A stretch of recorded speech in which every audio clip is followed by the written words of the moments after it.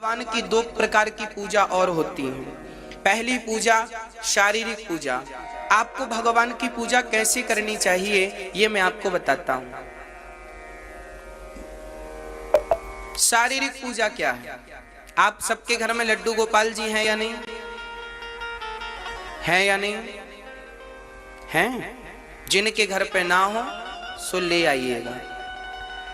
जिस घर में लड्डू गोपाल जी नहीं होते, जिस घर में तुलसी नहीं होती, वो घर शमशान के जैसा है। उस घर में रहने से भी, उस घर का पानी पीने से भी पाप लगता है।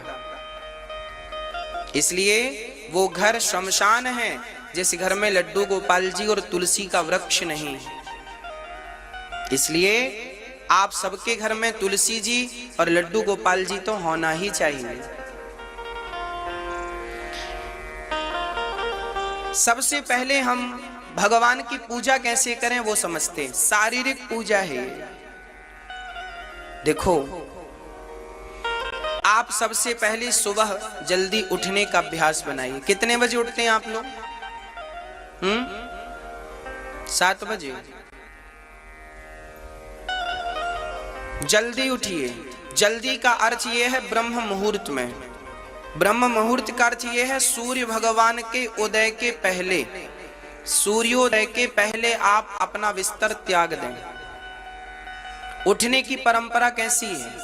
जब आप बिस्तर से उठें तो सबसे पहले उठकर बिस्तर पर ही बैठें और दोनों हाथों का मंथन करें। ऐसे कराग्रे वसते लक्ष्मी कर मध्ये सरस्वती करमूले तु गोविंद प्रभाते कर दर्शनम। ऐसे हाथों का मंथन करना चाहिए और हाथ की हथेली में ही अपने इष्ट का दर्शन करना चाहिए। आपके इष्ट कौन हैं? जो भी हैं, राम जी हैं, कृष्ण जी हैं, दुर्गा जी हैं, हनुमान जी हैं, गणेश जी हैं, शंकर जी हैं, जो भी हैं, नरसिंह भगवान हैं, वामन भगवान हैं, जो भी हैं, उनका दर्शन अपनी हथेली में करो। हे नाथ, प्रातः उठ के सबसे पहले पहला दर्शन अपने इष्ट का होना चाहिए, फिर किसी और को देखो। सुबह उठकर सबसे पहले अपने भगवान का चिंतन करना चाहिए, भगवान का ध्यान करना चाहिए। हरे राम राम राम हरे हरे, हरे कृष्ण जय श्रीमन्नारायण जय श्रीमन्नारायण जय। आप लक्ष्मी नारायण के उपासक हैं तो माता लक्ष्मी चरण दबा रही हैं, ऐसा भाव बना कर देखो। आप सीताराम के उपासक हैं, सीताराम जी खड़े हैं, आप दर्शन कर रहे हैं। आप राधे श्याम के उपासक हैं, राधा कृष्ण खड़े हैं, आपकी हथेली में उनका चित्र है। ऐसा देखकर भगवान को प्रणाम करें, पृथ्वी माता को प्रणाम करें और पृथ्वी माता को प्रणाम करके तब आप सुबह 2 गिलास 3 गिलास पानी पीते हैं कि नहीं? 4 गिलास पानी खींच के पीना चाहिए सवेरे सवेरे। तांबे के बर्तन में रात्रि को पानी भर के रख दो। चांदी का पात्र है तो चांदी में भर के रखो, नहीं तो तांबे के पात्र में पानी रात्रि को भर के रखो ढक के, और सवेरे वो पानी पी लो, बच्चों को पिलाओ। बहुत ज्यादा बुद्धि आपको कामयाब बनाएगी। सुबह पानी अमृत की तरह होता है, वो भी बासा पानी। सुबह 4 गिलास पानी पियो, 1 लीटर पानी, 1.5 लीटर पानी, 2 लीटर पानी ज्यादा से ज्यादा पियो और पी करके और फिर 100-200 कदम सवेरे चलो और चल करके फिर जाकर के अपनी क्रियाओं से निवृत्त होकर स्नान करो। सबसे पहला काम स्नान। अपनी क्रियाओं से मंजन ब्रश करके क्रियाओं से निवृत्त होकर स्नान करना चाहिए। और स्नान करने के बाद शुद्ध वस्त्र, साफ कपड़े पहनकर, धुले हुए वस्त्र पहनकर 1 लोटा में जल भर के सबसे पहले सूर्य भगवान को जल चढ़ाना चाहिए। सूर्याय नमः आदित्याय नमः। पहला काम हर वैष्णव का, हर भारतीय की पहली जिम्मेदारी है सूर्य भगवान की उपासना। हमारे यहाँ पहली पूजा सूर्य भगवान की होती है। सूर्य भगवान को जल, सूर्याय नमः सूर्याय नमः। एक सज्जन ने कहा, गुरुजी क्यों सूर्य भगवान को जल चढ़ाएं? हमने कहा ये लाइट जल रही है, इसका बिल देना पड़ेगा कि नहीं? बोलो, हम लोग लाइट जलाते हैं, बिल देना पड़ेगा कि नहीं? हाँ या ना? और सूर्य भगवान रोज आपके घर को रोशनी से भरते हैं। किसानों की फसलों में यदि सूर्य का प्रकाश ना पड़े तो क्या किसानों की फसल में अंकुरित होगा, अंकुरित होंगी? यदि किसानों की फसल में सूर्य का प्रकाश ना पड़े तो अंकुरित नहीं होंगी, याद रखिएगा। हाँ या ना? हाँ। तो जिस सूर्य भगवान ने हमारी फसलों को अंकुरित शक्ति दी, जिस सूर्य भगवान ने हमारे घर को, जीवन को प्रकाश से भरा, हमारे शरीर को विटामिन डी से भरा, क्या उन सूर्य भगवान को धन्यवाद स्वरूप हम एक लोटा जल भी नहीं चढ़ा सकते? अरे ये जल चढ़ाना नहीं है, ये तो परमात्मा का धन्यवाद दे रहे हैं, प्रभु आपका धन्यवाद। और जो लोग कहें क्यों जल चढ़ाएं, ये कृतघ्नी है, इन्हें कृतघ्नी कहते हैं। जबकि इन ईश्वर के प्रति कृतज्ञता व्यक्त करनी चाहिए। हम ईश्वर के कृतज्ञ हैं, उनको धन्यवाद देते हैं। और कुछ लोग तो धन्यवाद ना दे के गालियां देते हैं।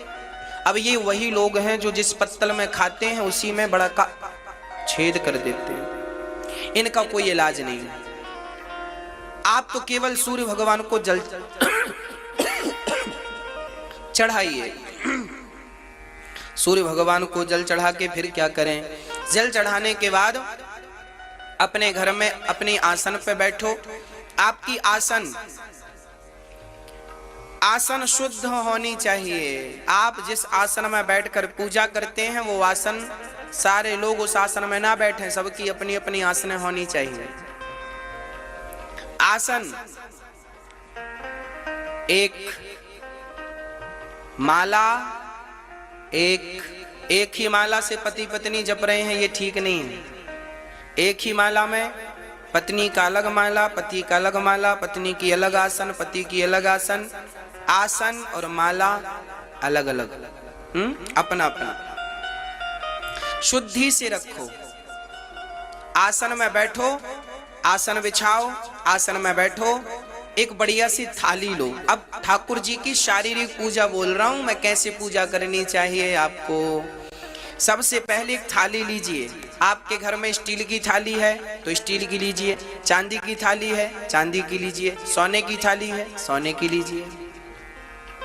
अब थाली लेकर उस थाली में चंदन से एक स्टार बनाना चाहिए, ऐसे जैसे हम टीवी में बताकर आपको बनाकर बता रहे हैं। ये देखिए टीवी पर आप ध्यान दीजिए।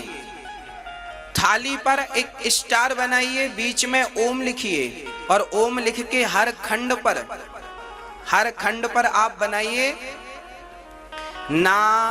एक खंड में नारायणाय नमः, नारायणाय नमः, नारायणाय नमः। बोलो नारायणाय नमः, बोलो नारायणाय नमः, बोलो नारायणाय नमः। और फिर उसके हर खंड में तुलसी चढ़ाओ। देखो ये यंत्र बन गया, ये शारीरिक पूजा का विधान है। हर खंड में तुलसी चढ़ाओ, भगवान को तुलसी चढ़ाओ, फिर उसको प्रणाम करो। ये नारायण का स्वरूप है, प्रणाम करो। फिर ठाकुर जी को बिठाओ और ठाकुर जी को बिठाकर आपके घर में जो लड्डू गोपाल जी हैं इसी यंत्र के ऊपर बिठा दो।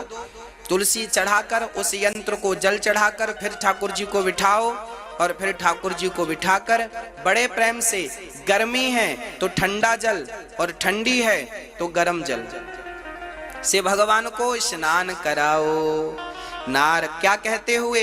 नारायणाय नमः, नारायणाय नमः, नारायणाय। फिर दूध से, दही से, घी से, शक्कर से, शहद से, जो आपकी सामर्थ्यता है। नहीं है तो केवल सिंपल जल से स्नान कराओ। नारायणाय नमः, नारायणाय नमः, नारायणाय नमः, नारायणाय नमः, नारायणाय नमः। मंत्र यही चलेगा। आप कुछ भी स्नान कराओ, मंत्र यही चलेगा, नारायणाय नमः, नारायणाय नमः। फिर भगवान को शुद्ध जल से स्नान करा के बढ़िया सुंदर से ठाकुर जी को पूरा स्नान कराओ, एक एक अंग को नहलाओ और उसके बाद ठाकुर जी को उठाकर बढ़िया से वस्त्र से, टॉवेल से, जैसे बच्चे को कैसे नहलाकर माँ पहुंचती है ऐसे ठाकुर जी को नहलाकर पहले उनसे आशीर्वाद लो, मस्तक पे रखो, धारण करो। और फिर उनको बढ़िया टॉवल से पोंछो, साफ वस्त्र से पोंछो। भगवान को पोंछकर बढ़िया सा उनको आसन पर बिठाओ, बढ़िया सी आसन पर बिठा दो। और उसके बाद भगवान का अब श्रृंगार करो, अपने हाथ से श्रृंगार किया करो। उनके कपड़े बदलना, उनके वस्त्र उनको पहनाना, बढ़िया से वस्त्र पहनाओ।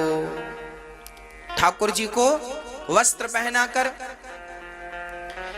उनको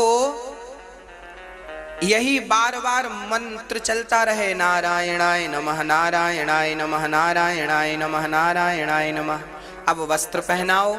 वस्त्र पहनाने के बाद आप बढ़िया ठाकुर जी के लिए मोतियों की माला, सामर्थ्यवान हो तो सोने की माला। फिर ये जो भगवान को नहलाने का जल बचाना, वो आप प्रसाद स्वरूप ग्रहण कीजिएगा। वो चरणामृत है, वो चरणामृत बन जाता है। और भगवान को फिर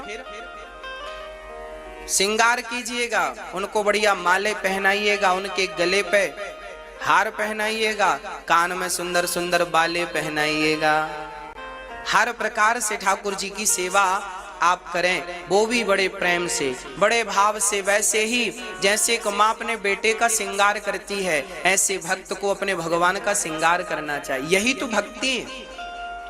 भगवान को दिया हुआ जितना वक्त आपने उन्हें दिया है, बस वही समय सार्थक है। भगवान को सारा श्रृंगार करके, और जब पूरा श्रृंगार हो जाए तो ठाकुर जी को बढ़िया सी मुकुट पहनाकर, ठाकुर जी को बांसुरी देकर, और फिर बढ़िया सा ठाकुर जी को उनका श्रृंगार उन्हीं को बताओ।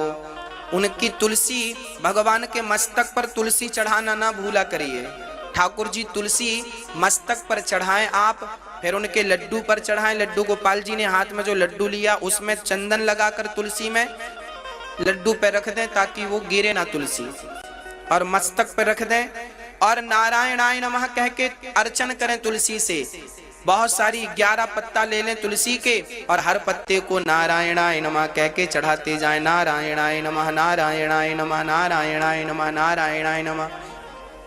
तुलसी चढ़ाएं भगवान को, और फिर ठाकुर जी को आप श्रृंगार करके उन्हें दर्पण दिखाएं कि प्रभु दास ने आपका श्रृंगार ऐसे किया है, आप देखिए आपको पसंद है। उनको बांसुरी देकर उनका बढ़िया सा श्रृंगार करके, और अब बढ़िया सा उन्हें दर्पण दिखाया जाए कि प्रभु देखिए आपको आपका श्रृंगार कैसा लगा। जैसे आप श्रृंगार करने के बाद अपना मुख देखना चाहते हैं, ऐसे भगवान को भी दर्पण दिखाया करो कि प्रभु देखिए आपका श्रृंगार है ये। ऐसी पूजा रोज हम भाव से करें, बहुत देर नहीं लगती इस पूजा में। ऐसे ठाकुर जी को श्रृंगार किया करो। फिर उसके बाद मक्खन मिश्री का जो आपकी सामर्थ्यता है भोग लगाओ।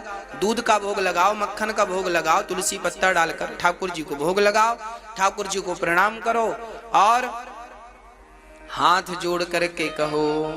अब आप जा रहे हाथ जोड़ो, आप ये समझो कि आपने पूजा की है ये सारी, है ना। और ऐसे हाथ जोड़ के भगवान से ऐसे कहना चाहिए, त्वमेव माता च पिता त्वमेव, त्वमेव बन्धुश्च सखा त्वमेव, त्वमेव विद्या द्रविणं त्वमेव, त्वमेव सर्वं मम देव देव। हे नाथ, बोलो सभी लोग, हे नाथ मैं आपको कभी भूलूं नहीं।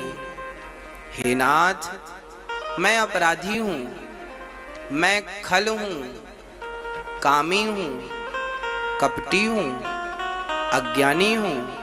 हे नाथ मुझे स्वीकार करो। हे प्रभु मैं आपकी शरण ग्रहण करती हूँ, शरण ग्रहण करता हूँ। हे नाथ मेरे अपराधों को भूलकर हे नाथ मुझे स्वीकार करें। मैं आपकी शरण में हूँ। हे नाथ, आप स्वीकार नहीं करोगे तो कौन करेगा? आप ही नहीं अपनाओगे तो कौन अपनाएगा? आप ही हृदय से नहीं लगाओगे तो कौन लगाएगा? मैं किस योग्य हूँ नाथ? मैं तो किसी योग्य नहीं हूँ, आप स्वीकार कर लीजिए। हे नाथ, मैं आपकी शरण ग्रहण करता हूँ। हे नाथ, मैं आपको कभी भूलूं नहीं। हे नाथ, मैं सदा आपका नित्य चिंतन करता रहूं, करती रहूं, बस यही प्रार्थना रोज भगवान से किया करो कि हे नाथ, आप ही हमारी माता हो, आप ही हमारे पिता हो, आप ही हमारे सब हो, आपके सिवा हमारा कोई नहीं है। बस ये 2-4 बातें आप रोज भगवान से कहा करो। और ये बातें केवल मुंह से ना कहा करो, हृदय से कहा करो, इस भाव से कि सचमुच यही तुम्हारे सब कुछ है। एक बार ये शरणागति ग्रहण कर लोगे तो फिर देखना मौज हो जाएगी, सारा काम बन जाएगा। ये रही हमारी शारीरिक पूजा। ये कौन सी पूजा थी? ये शरीर से की गई पूजा है, इसे शारीरिक पूजा कहते हैं। एक पूजा और होती है जो इससे भी ऊपर है, इस पूजा से भी श्रेष्ठ एक पूजा और है। ये भी श्रेष्ठ है, इसकी श्रेष्ठता में कोई रत्ती भर कमी नहीं है, पर इससे भी श्रेष्ठ एक पूजा और है जिसे मानसिक पूजा कहते हैं। जो पूजा प्रत्यक्ष होती है, इस पूजा को करने से आपका मन भटक सकता है, उम्मीद है, पर वो जो पूजा अब हम आपको बताने जा रहे हैं, मानसिक पूजा, इस पूजा में आपका मन रत्ती भर नहीं भटकेगा। आपकी ये जो समस्या है ना गुरुजी, मन बहुत भटकता है, अभी मैं आपको मानसिक पूजा कराऊंगा और आपका मन भटक जाए, जितनी देर मैं आपको बोलूंगा उतनी देर भटक जाए तो आप बताना मेरे को। मन को भटकने हम देते हैं इसलिए भटकता है, भटकने नहीं देंगे उसकी क्या मजाल। वो तो हमारा चाकर है, नौकर है, कोई मालिक थोड़ी है। मन हमारा नौकर है, मन हमारा मालिक नहीं है। और आपने मन को मालिक बना रखा है, इसलिए वो बहुत बहानेबाज हो गया है।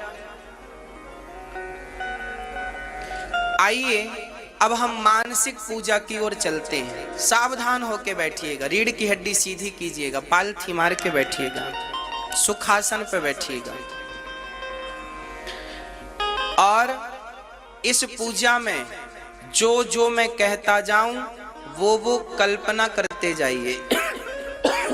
ईश्वर का इमेजन, ईश्वर जैसे हैं वैसे देखना है आपको। मैं बोलता जाऊंगा, आप सभी लोग अब अपने नेत्र बंद कर लीजिए, नेत्र बंद कीजिए।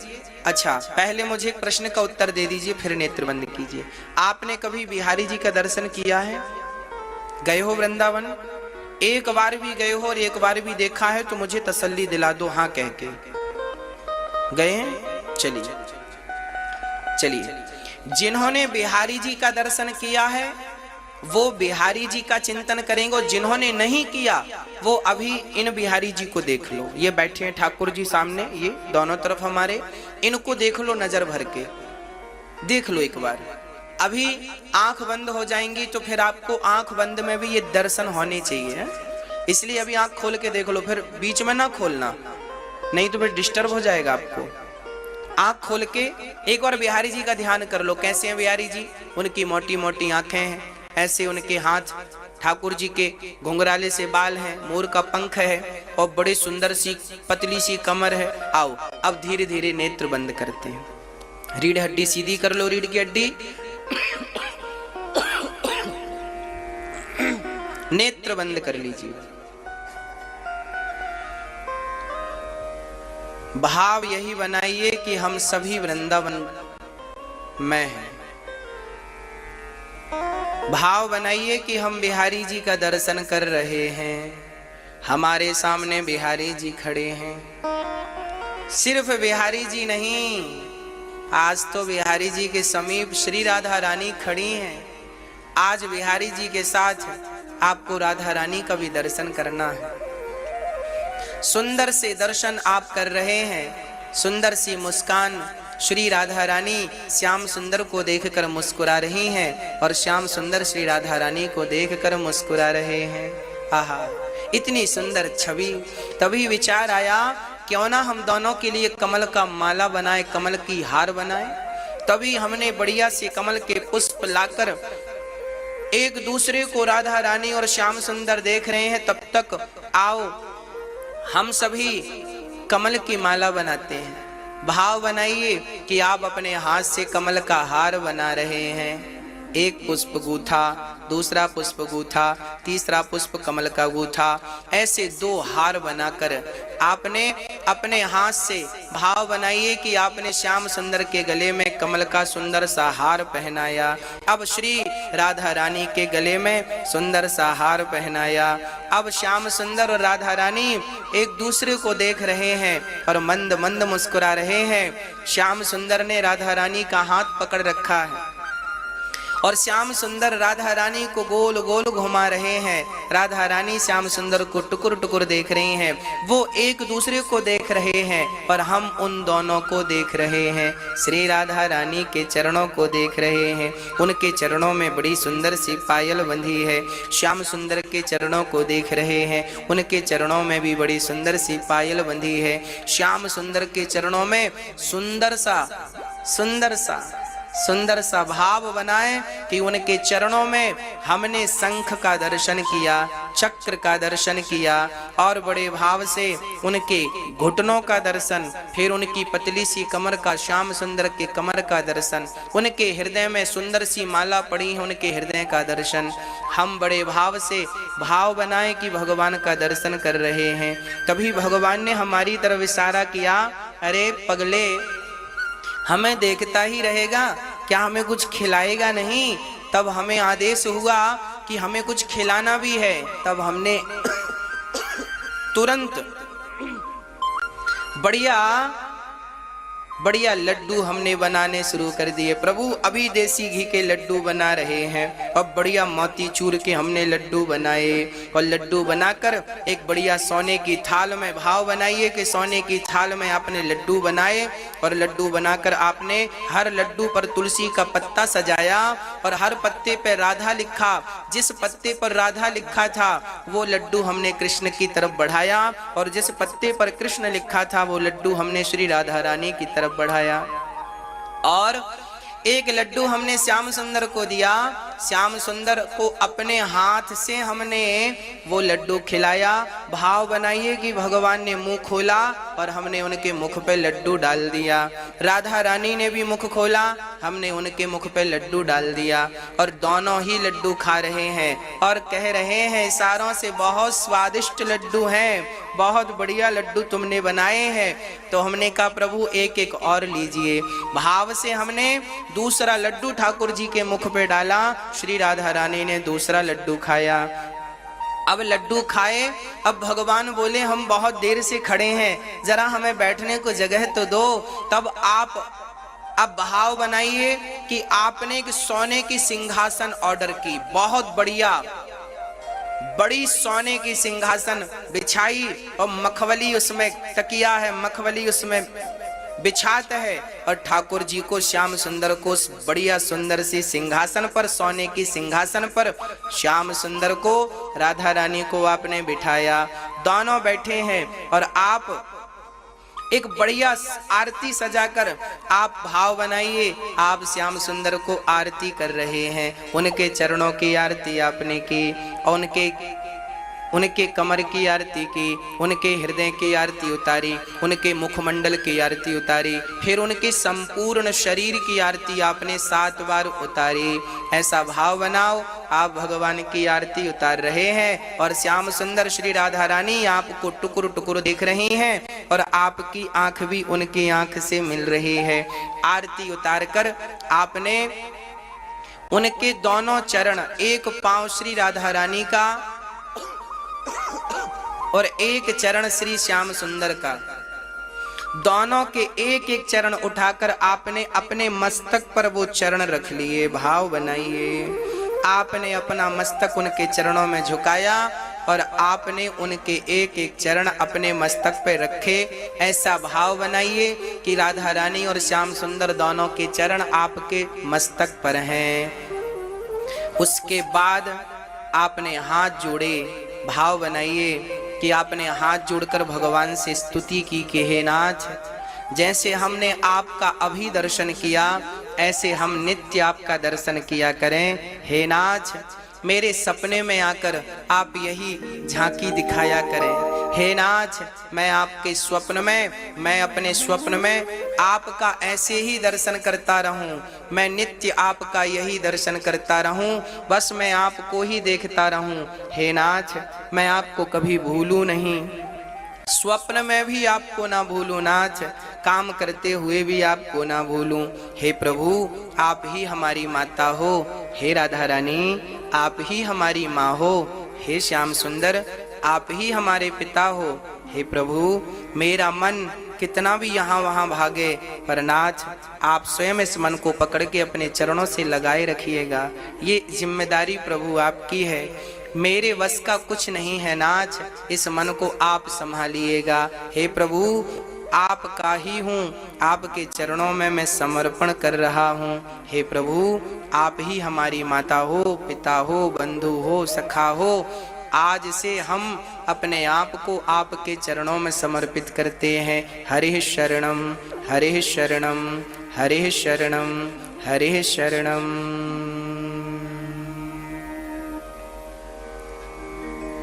जो भी कहना है भाव यही बनाकर कहिए कि भगवान आपके सामने बैठे हैं और आप उनसे ही कह रहे हैं और वो आपकी हर बात सुन रहे हैं। इस विश्वास से कही गई बात कभी व्यर्थ नहीं जाती और हमारी तो लिंक नहीं बनती। यदि आपकी लिंक नहीं बनी, अर्थात उस परमात्मा से आपके मन का तार नहीं जुड़ा, तो फिर प्रार्थना तो बेकार हो गई। हाँ भाई, हमने कोई चीज गूगल पर डाउनलोड की तो उसके लिए नेटवर्क तो होने चाहिए। नेटवर्क ही नहीं है तो डाउनलोड कैसे होगी फाइल।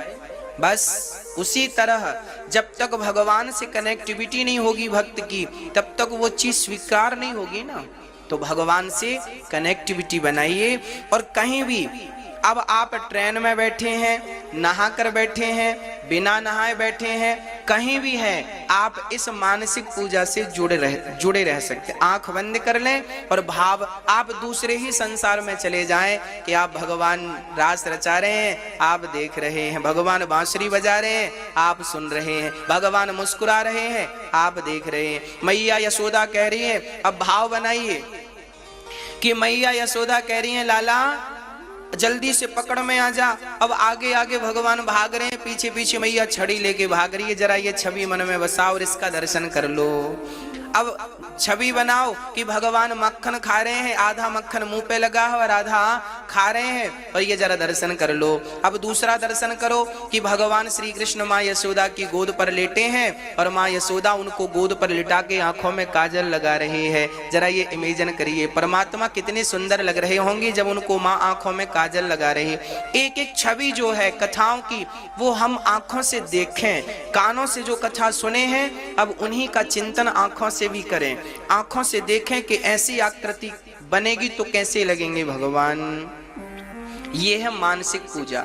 बड़े बड़े ऋषि मुनि साधु संत एक जगह पर बैठ के यही पूजा करते हैं और यही पूजा है जो कि तुरंत आपको भगवान से जोड़ देती है और मन के भटकने का कोई सवाल नहीं है इसमें।